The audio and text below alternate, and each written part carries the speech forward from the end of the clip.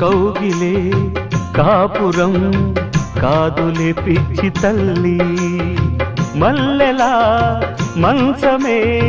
మందిరం కాదు చెల్లి, తేనెతో దాహము